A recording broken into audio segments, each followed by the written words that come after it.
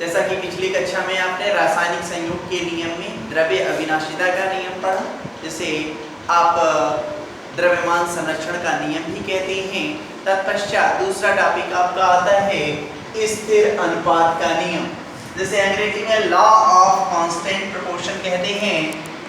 यह नियम, इस नियम का प्रतिपादन प्राउस्ट ने किया था, जेयर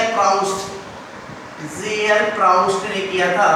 और इन्होंने बतलाया कि कोई भी रासायनिक यौगिक, चाहे वो जल हो चाहे कार्बन डाइऑक्साइड हो, किसी भी स्रोत से प्राप्त किया गया हो, उसमें जो अवयवी संघटक होती हैं वो एक निश्चित अनुपात में संयुक्त रहते हैं। यह नियम कहता है प्रत्येक रासायनिक यौगिक में, वो चाहे कोई भी रासायनिक यौगिक हो, प्रत्येक रासायनिक यौगिक में चाहे वह किसी भी रीति या विधि द्वारा प्राप्त किया जाए, उसमें निश्चित प्रकार के तत्व एक निश्चित अनुपात में संयुक्त रहते हैं।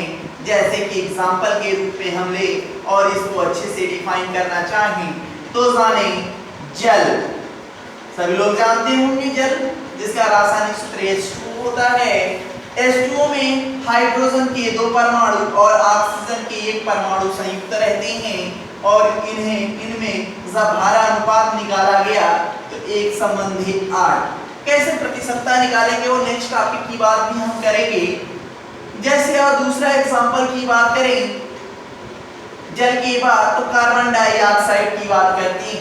तो कार्बन डाइऑक्साइड में कार्बन का 1 परमाणु जबकि ऑक्सीजन के 2 परमाणु संयुक्त रहते हैं। कार्बन का 1 कार्बन परमाणु का भार 12 होता है और 2 ऑक्सीजन का, जैसे कि हमने बतलाया था, ऑक्सीजन का परमाणु भार 16 हो, तो 12 संबंधी 32। इसको सरल अनुपात में ले जाएं तो 3 संबंधी 8। अर्थात कार्बन डाइऑक्साइड किसी भी, चाहे वो पौधे से प्राप्त किया गया हो, चाहे कोयले को जलाकर प्राप्त किया गया हो, चाहे वह किसी जैविक अभिक्रिया के फलस्वरूप उत्पन्न हुआ हो, चाहे वह किसी रासायनिक अभिक्रिया के फलस्वरूप उत्पन्न हुआ हो, उसमें कार्बन और ऑक्सीजन एक निश्चित भार अनुपात 3 संबंधी 8 के रूप में ही संयुक्त रहते हैं। यह किस नियम की पुष्टि करता है? तो यह स्थिर अनुपात के नियम की पुष्टि करता है। नेक्स्ट टॉपिक है आपका गुणित अनुपात का नियम। गुणित अनुपात का नियम, लॉ ऑफ मल्टीपल प्रोपोर्शन। इस नियम का प्रतिपादन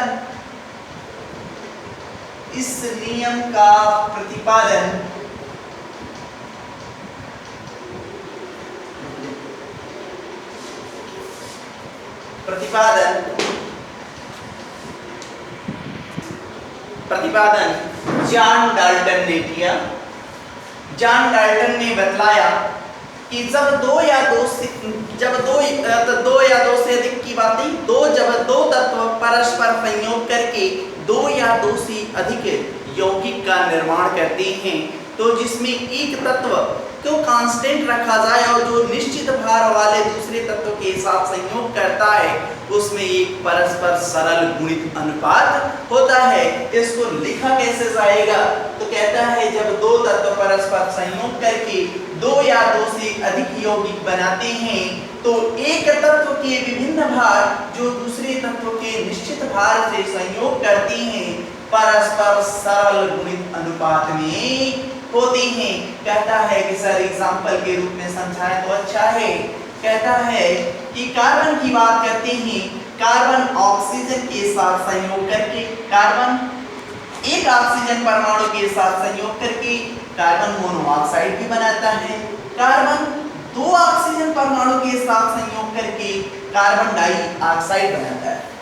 कार्बन मोनोऑक्साइड में कार्बन और ऑक्सीजन का अनुपात 12 संबंधी 16 का होता है, जबकि कार्बन डाइऑक्साइड में देखिए कार्बन परमाणु क्या है, इसका भार एक निश्चित अनुपात है, यह दूसरे वाले दुगुने से संयोग कर रहा है। तो देखिए अनुपात भी क्या बदल गया, इसको आप 12 संबंधी 16 या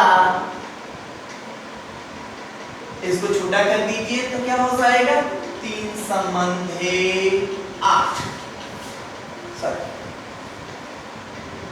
4 3 12, 4 चौके 16, 3 संबंधे 4 और ये 12 संबंधे 32 या 3 संबंधे 8। आप कहीं पर भी देख लें, यहाँ 12 12, यहाँ पर भी 12 12 दिख रहा है, 16, ये क्या हो गया 32। अनुपात में, सरल अनुपात में गए तो क्या हुआ 3 3 तो कांस्टेंट रहा, कार्बन कांस्टेंट रहा, लेकिन जो ऑक्सीजन परमाणु दूने में संयोग कर रहा है तो वहां पर दूने का अंतर दिख रहा है। दूसरा एग्जांपल ले लेते हैं नाइट्रोजन के केस में। नाइट्रोजन ऑक्सीजन परमाणु के साथ संयोग करके नाइट्रिक ऑक्साइड बनाता है, नाइट्रिक ऑक्साइड। और नाइट्रोजन 2 ऑक्सीजन के परमाणु के साथ संयोग करके क्या बना देगा, नाइट्रोजन डाइऑक्साइड, नाइट्रोजन डाइऑक्साइड। कहता है कि सर इसमें अनुपात बता दें, तो नाइट्रोजन परमाणु का परमाणु भार 14, ऑक्सीजन का 16। यहाँ पर नाइट्रोजन परमाणु का परमाणु भार 14 कितने परमाणु से संयोग कर रहा है, तो 2 2 गुणे 16। देख रहे हैं आप अनुपात में, एक कांस्टेंट है लेकिन दूसरा वाला दूने के अनुपात में है। अर्थात कहने का तात्पर्य क्या है, इसे सरल अनुपात में ले जाएं तो हम कितने संबंध है, 7 संबंध है 8, 7 संबंध है 16। आप पाएंगे कि एक और एग्जांपल भी ले लें। नाइट्रोजन का एक परमाणु ऑक्सीजन के एक परमाणु के साथ संयोग करके NO बनाता है, नाइट्रिक ऑक्साइड। नाइट्रोजन के 2 परमाणु, देखिए यहाँ पर ऑक्सीजन को कांस्टेंट कर रहा हूं मैं, वहां नाइट्रोजन के 2 परमाणु ऑक्सीजन के एक परमाणु के साथ संयोग करके लाफिंग गैस, नाम सुना होगा, हंसाने वाली गैस, नाइट्रस ऑक्साइड बनाता है।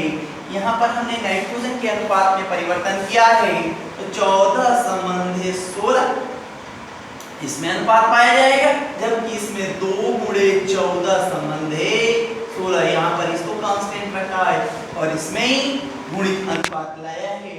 इसको कैसे करते हैं, इसको डिफाइन करते हैं, छोटा सरल अनुपात, तो 7 संबंध 8 और इसे 14 संबंध 8। देख रहे हैं ऑक्सीजन कांस्टेंट है लेकिन नाइट्रोजन परमाणु दूने के अनुपात में संयोग किया है। इसके जस्ट बाद तीसरा, चौथा और अहम अनुपात का नियम आता है, वो है व्युत्क्रम अनुपात का नियम। व्युत्क्रम अनुपात का नियम, लॉ ऑफ रेसिप्रोकल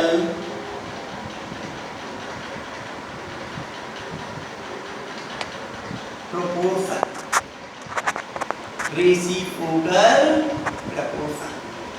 इसका प्रतिपादन रिचर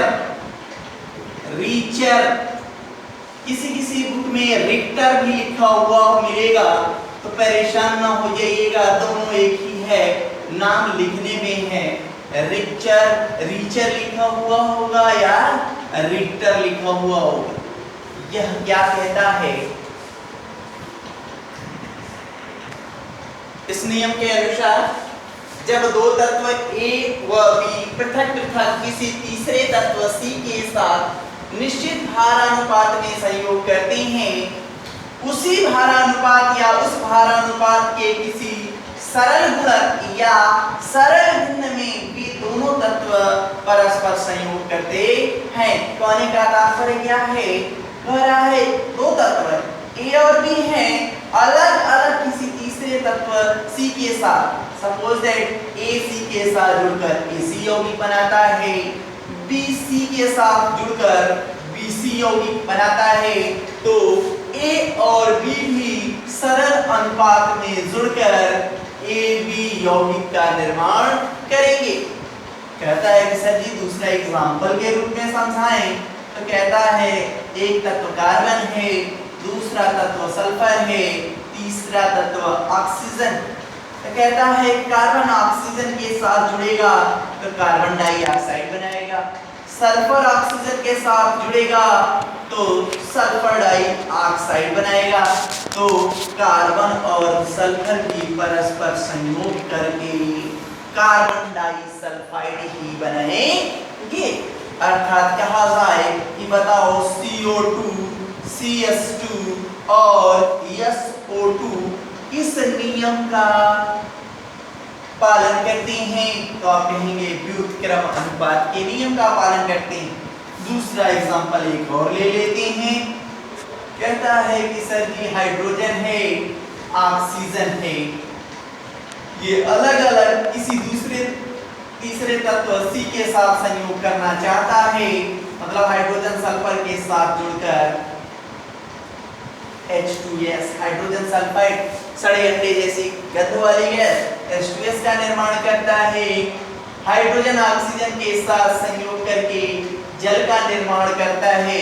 तो सल्फर और ऑक्सीजन परस्पर संयोग करके सल्फर डाइऑक्साइड गैस का निर्माण करेंगे।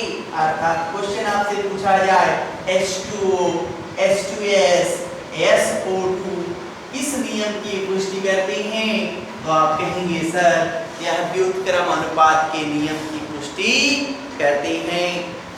नेक्स्ट टॉपिक आपका और आखिरी नियम है गैलुशॉक का नियम।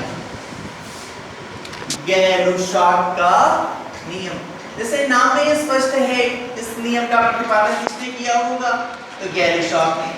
गैलुशॉक का नियम का प्रतिपादन की बात आई तो किसको कहेंगे आप? गैलुशॉक।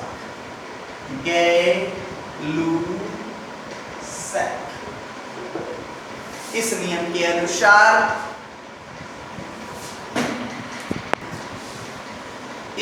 के अनुसार समान ताप व दाब पर गैसें जब परस्पर रासायनिक अभिक्रिया करती हैं तो उनकी अभिकारी आयतनों में परस्पर तथा अभिक्रिया में बने गैसीय उत्पादों के आयतनों में सरल अनुपात होता है। कहने का तात्पर्य क्या है? एग्जाम्पल के रूप में समझें। कहता हाइड्रोजन का एक आयतन, हाइड्रोजन गैस का एक आयतन क्लोरीन गैस के एक आयतन, और तो एक और एक मिलकर कितना होंगे? 2।